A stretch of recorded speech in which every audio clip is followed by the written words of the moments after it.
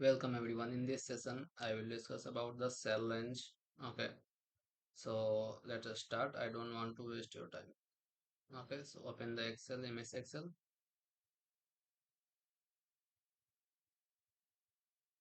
Okay, so here a cell range is a group of contiguous cells. देखिए cell range है क्या? अगर range की बात करें तो यहाँ पे सिंपल सा बात है कि एक कलेक्शन ऑफ मल्टीपल सेल का बात हो रहा है। ठीक है, सेल रेंज मतलब सेल एक पार्टिकुलर सेल होता है एक सेल का। ठीक है, एक पार्टिकुलर सेल। और रेंज की बात किया जाए तो मल्टीपल मतलब टू और मल्टीपल अगर सेल होता है तब उसको सेल रेंज कहा जाता है। अब सेल रेंज ही क्यों नाम पड़ा, रेंज नाम पड़ा क्योंकि इसको एक सीक्वेंस वे में हम इसको यूज करते हैं। ठीक है, आगे बताएंगे कैसे। It can be group of two cells और a big as an entire worksheet. अब यहाँ पर क्या है, इस सेल रेंज क्या हो सकता है, या तो मिनिमम टू सेल्स उसके अंदर हो सकता है या फिर जितना चाहें उतना ज्यादा उसमें हो सकता है। एक कंप्लीट एक्सेल का वर्कबुक हो सकता है उसके अंदर। ठीक है, you can specify a range by writing starting cell address followed by the ending cell address. तो सेल एड्रेस सेल रेंज कैसे आइडेंटिफाई करते हैं या फिर सेल रेंज कैसे लिखते हैं? तो सेल रेंज हम लोग लिखते हैं आपको सेल रेंज लिखा जाता है starting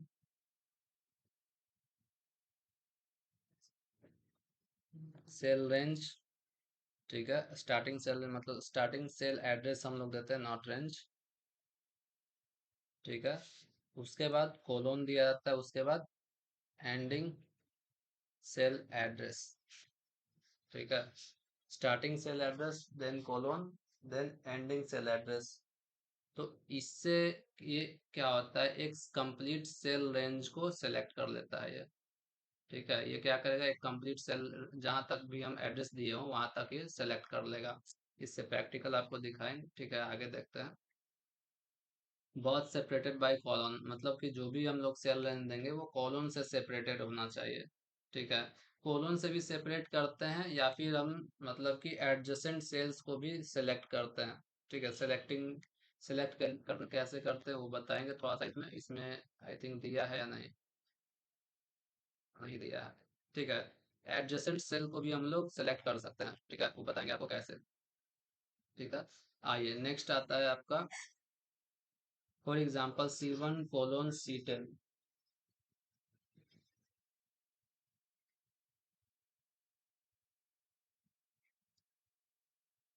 For example, C1:C10 indicates a range starting from cell C1 and ending with cell C10। ठीक है, तो देखिए सेल को सेलेक्ट कैसे करते हैं। सपोज कीजिए हमें कोई डेटा लेते हैं। ठीक है, मेरे पास मान लेते हैं ये डेटा। ठीक है, ये मेरे पास डेटा है। ठीक है ना, इसको हम एक सेकंड ऑल बॉर्डर ताकि आपको बताने में इजी हो। देखिए यहाँ पर मेरे पास इतना डेटा है। ठीक है ना, और इसको स्मॉल करते हैं।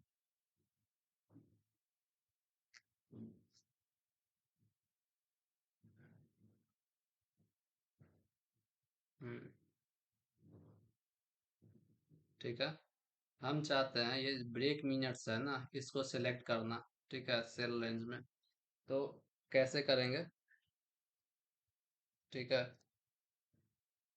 डी डी कॉलम नेम पहले देंगे, उसके बाद रो नेम देंगे। रो का नाम है 9। ठीक है, D9 से लेकर के D13। तो आपको दिख रहा होगा यहाँ पे D9 से लेकर D13 की, तो यहाँ पे सेलेक्ट हो गया है। ठीक है, तो इस तरीके से सेल रेंज हम लोग लेते हैं। सेल रेंज हम लोग ये हॉरिजॉन्टली भी ले सकते हैं, वर्टिकल भी ले सकते हैं, डायगोनल भी ले सकते हैं। ठीक है, और सेलेक्टिव एडजेसेंट भी ले सकते हैं। ये तो फर्स्ट वे हो गया। ठीक है, सेकंड वे देखिए, आप हम चाहते हैं कि ये जो सेलेक्ट किया हुआ जो एरिया है उतना को हम सेलेक्ट करें, तो कैसे करेंगे? उसका एड्रेस, बाय यूजिंग एड्रेस। ठीक है, हम चाहते हैं कि B10 से लेकर के E10 तक सेलेक्ट करना है, तो equals to B10 colon E10। ठीक है, तो आपको दिख रहा होगा यहाँ पे सेलेक्ट हो गया है। तो इस तरीके से सेल रेंज का हम लोग यूज करते हैं। आपको एडजेसेंट मतलब पार्टिकुलर सेल को पॉइंट आउट करना है। ठीक है, जैसे कि हम एक फंक्शन यूज करते हैं सम। ठीक है, हमें ऐड करना है 15 और 45 को, फर्स्ट वाले 15 और लास्ट वाले 45 को। तो इसमें क्या करेंगे, इसमें सेल सेल रेंज नहीं, पार्टिकुलर सेल का एड्रेस दे देंगे। D10, D10 सेलेक्ट हो गया, उसके बाद D14, 14 नहीं 13। तो देखिए यहाँ पे दो ही, यही दो सेल सेलेक्ट हुआ है। तो एडजेसेंट सेल्स को भी हम लोग सेलेक्ट कर सकते हैं। ठीक है, अब सेलेक्ट सेल को सेलेक्ट करने के लिए इस तरीके से भी हम लोग सेलेक्ट करते हैं, माउस से भी। ठीक है, आगे आते हैं।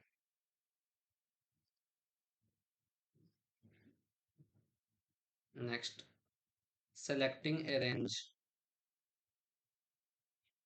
Click on the first cell range and while holding down the left mouse button, drag it into the last cell. And click on the first cell, hold the press button, select the first cell range and then press F8 to extend selection by using arrow keys to stop. देखिए यहाँ पर क्या है, अगर आपको select करना है mouse से, कैसे माउस से इस तरीके से आप सेलेक्ट कर सकते हैं, फर्स्ट से लेकर के ऐसे इस तरीके से भी सेल को सेलेक्ट कर सकते हैं। ठीक है, और ये selecting the cell next topic है, सिलेक्टिंग द सेल। सेल को इस तरीके से भी हम सेलेक्ट करते हैं। ठीक है, दूसरा, किसी पार्टिकुलर सेल को सेलेक्ट कर लीजिए और शिफ्ट बटन होल्ड कीजिए, उसके बाद डाउन एरो की प्रेस कीजिए, तो इससे भी आप जितना चाहें उतने सारे सेल्स को सेलेक्ट कर सकते हैं।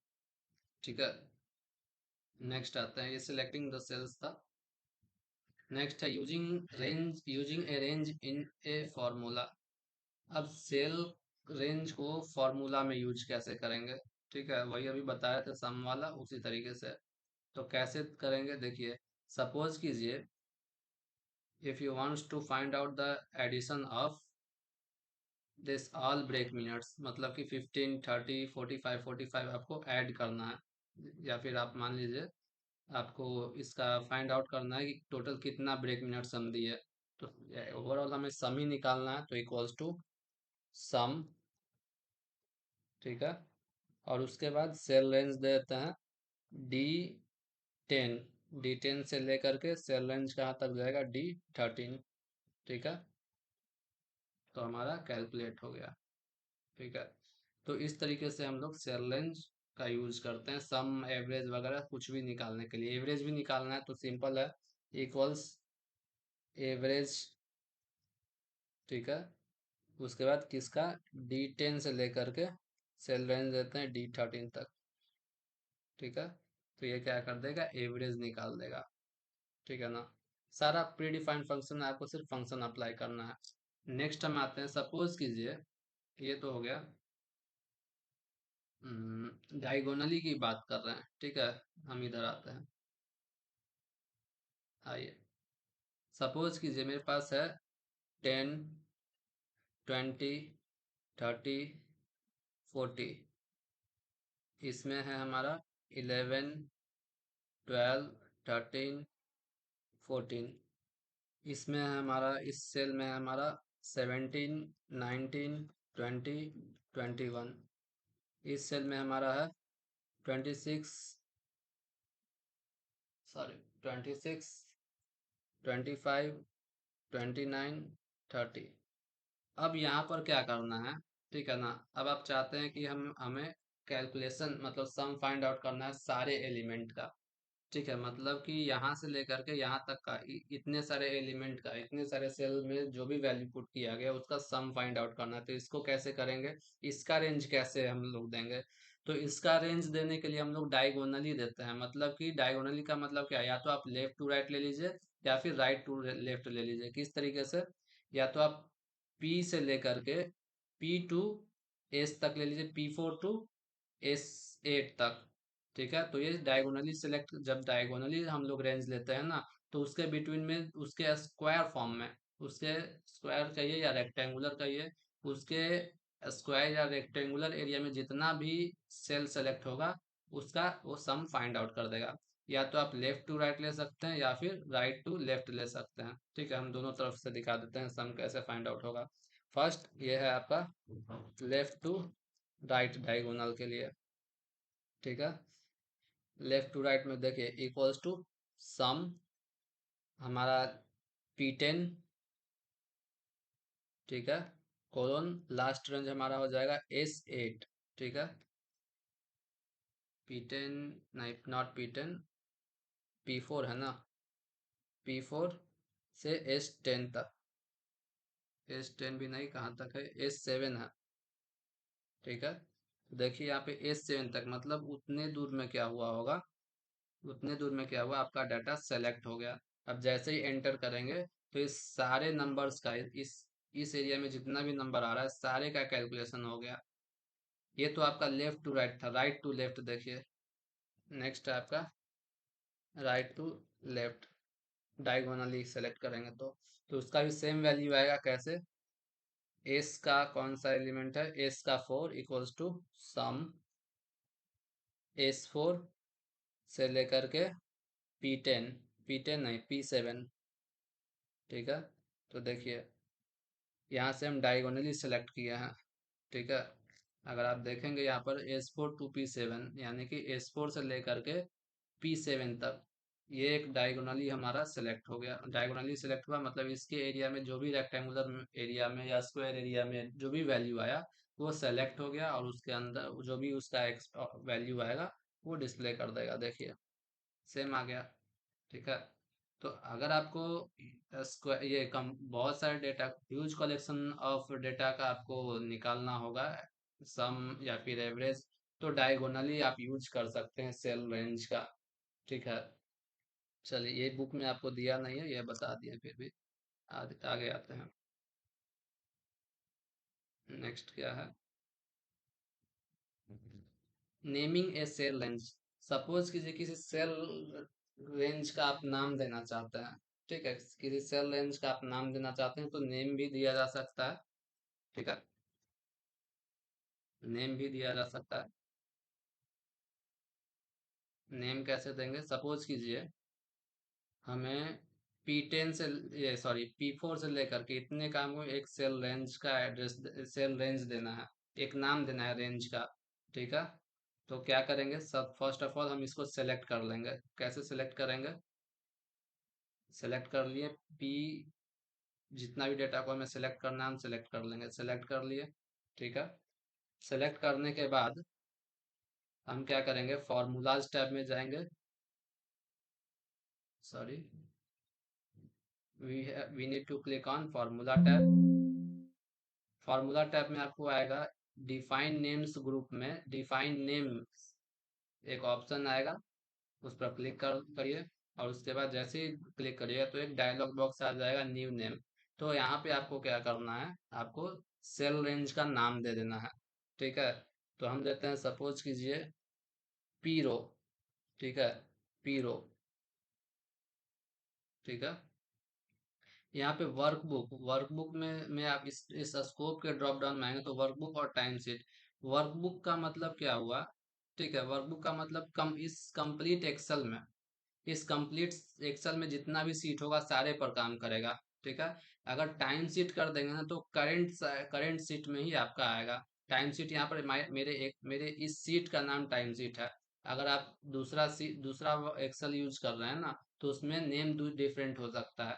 ठीक है, करंट सीट का नाम मेरा टाइम सीट है, आपका करंट सीट का नाम दूसरा हो सकता है, सीट 1 हो सकता है, सीट 2 हो सकता है, सीट 3 हो सकता है, या फिर जो भी आप नाम दिए हो वो हो सकता है।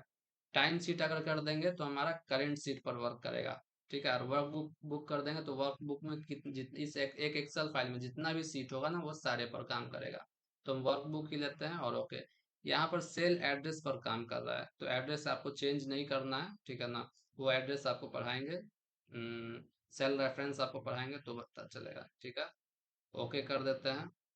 ये क्या कह रहा है, verify the name start with letter और underscore doesn't include a special character और, ठीक है। देखिए जब भी आप नाम दीजिएगा तो यहाँ पे स्पेशल कैरेक्टर आप ऐड नहीं कर सकते, जैसे डॉलर, अंडरस्कोर, ये सब अंडरस्कोर दे सकते हैं, dollar, at the rate, and symbol, not symbol, ठीक है, एक्सक्लामेशन सिंबल, ये सब नहीं ऐड कर सकते। आप सिंपल नाम दे सकते हैं, जैसे कि हम देते हैं माई पीरो, इस तरीके से हम देते हैं। ओके, हमारा क्रिएट हो गया, ठीक है ना। तो इस तरीके से हम लोग क्या कर सकते हैं, आप देखिए अब आपको क्या करना है, अब आपको सम फाइंड आउट करना है पी वाले रो का, ठीक है। तो इक्वल्स टू सम माई पी रो, ठीक है, सॉरी, माई पी रो,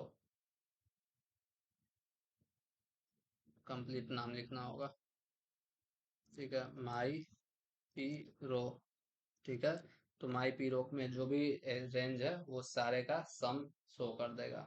माई पी रो में क्या था, 10 था, 11 था, आई मीन 10 था, 11, 17, 20, इतना ही था। ये सारा मेरा सेलेक्ट हो गया, उसी का एडिशन यहाँ पे शो कर रहा है, ठीक है। प्रैक्टिकल कीजिए इसको, प्रैक्टिकल करने से ये ज्यादा समझ में आएगा आपको, ठीक है ना। तो नेक्स्ट आता है आपका सेल रेफरेंस। देखिए सेल रेफरेंस में स्पेशली हमें टाइम देना पड़ेगा, उसमें वीडियो लंबा जाएगा, ठीक है ना। तो नेक्स्ट सेशन में आपको सेल रेफरेंस हम बता देंगे, ठीक है। इस बार हम बता रहे हैं आपको सेल रेफरेंस, आपको नेक्स्ट सेशन में बताएंगे। इस बार अभी हम बता देते हैं रीनेमिंग ए सीट, ठीक है। तो सेल सीट को कैसे रीनेम करते हैं, ठीक है। तो देखिए सीट को रीनेम करने के लिए सिंपल है, यहाँ पर आपको दिख रहा होगा मेरे पास सीट का नाम है टाइम सीट। आप चाहें तो राइट क्लिक कीजिए, रीनेम कीजिए, रीनेम करने पर सपोज कि मैं देता है टाइम टेबल, हम देते हैं टाइम टेबल, एंटर, फिर रीनेम हो गया। हम चाहते हैं फिर से चेंज करना, तो इस पर डबल क्लिक करके भी किया जा सकता है। डबल क्लिक किए, हम देते हैं हम शेड्यूल दे दिए, तो ये शेड्यूल हो गया। री सीट को इसी तरीके से रीनेम किया जाता है, ठीक है। इजी इजी प्रोसेस को फॉलो कीजिए, ठीक है। क्या है, वही लिखा है, ठीक है। Right click on any seat tab, ठीक है। यहाँ पे एग्जांपल लिया है सीट 2 का। A shortcut menu will appear, click on the rename option and then the sheet tab gets highlighted, assign the new name and press enter key, the name of sheet 2 gets changed, ठीक है ना। Suppose यहाँ पे वही बताया जो हम right click किए हैं, वही राइट क्लिक, जैसे शेड्यूल पर हम क्या करते हैं, मेरा शेड्यूल का ये सीट का नाम शेड्यूल है, राइट क्लिक किए, आ गया, एक ऑप्शन आया, ऑप्शन में हम क्या करते हैं, रीनेम करना चाहते हैं, रीनेम, डिलीट, इंसर्ट वगैरह जो भी आप करना चाहें। तो रीनेम करेंगे तो शेड्यूल आपका हाईलाइट हो जाएगा, ठीक है। शेड्यूल हाईलाइट हो जाएगा और इसके बाद शेड्यूल का नाम आप चेंज कर सकते हैं, जैसे कि टाइम मेन्यू कर सकते हैं, हो गया, प्रेस एंटर, हो गया, ठीक है। चलिए नेक्स्ट आपका आता है changing colour of A seat tab, ठीक है। सीट टैब का कलर कैसे चेंज होता है, तो सिंपल है, सब कुछ राइट क्लिक करके ही है। जैसे देखिए मेरे सीट का नाम टाइम मेन्यू, इस पर राइट क्लिक करते हैं, tab colour, tab colour suppose कीजिए हम रेड कर देते हैं, तो देखिए रेड हो गया, लाइट रेड है लेकिन रेड दिख रहा होगा।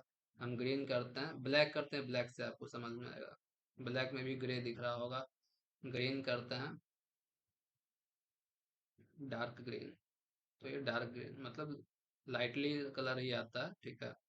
रेड आई थिंक दिखेगा आपको, ठीक है, रेड आपको दिख रहा होगा। तो इस तरीके से कलर को भी हम चेंज करते हैं, देखिए सिंपल कुछ नहीं है, right click on the sheet, okay, right click on the required sheet, then choose tab colour option and then choose your required colour, that's it, ठीक है, इससे ज्यादा कुछ नहीं, ठीक है ना। इसी तरीके से हम लोग कलर चेंज करते हैं, ठीक है। चेंजिंग, क्या था, changing colour of A seat tab, ठीक है। नेक्स्ट आपका आता है रिमूविंग ए सीट, सिंपल है, रिमूविंग ए सीट, सीट को रिमूव करना है, तो कैसे रिमूव करेंगे, देखिए अगर सपोज कि मेरे पास कोई दूसरा सीट है, सीट 1 है, इसको रिमूव करना है, तो राइट क्लिक कीजिए, डिलीट, ठीक है, डिलीट हो गया, ठीक है। तो इस तरीके से शीट को हम लोग डिलीट भी कर सकते हैं, रिमूव कर सकते हैं। ठीक है, right click on the sheet tab that you want to remove and then select the delete option from the shortcut menu, that's it। ठीक है, नेक्स्ट आपका आता है फंक्शंस। ठीक है, फंक्शन देखते हैं। फंक्शन आपका कंप्लीटली एक सेशन जाएगा, फंक्शन और टाइप एरर्स इन एक्सेल। ठीक है, तो आप नेक्स्ट सेशन में आपको सेल रेफरेंस बता देंगे। ठीक है, नेक्स्ट सेशन में टाइप्स ऑफ सेल रेफरेंस, और उसके बाद फंक्शन और टाइप्स ऑफ एरर, दो दो लेक्चर और बनेगा आपका। ठीक है, अभी हम कम टाइम दिए, नेक्स्ट सेशन में आपको टाइम देंगे। ठीक है, क्योंकि सेल रेफरेंस में time, types of cell reference में टाइम जाएगा। So okay everyone, thank you.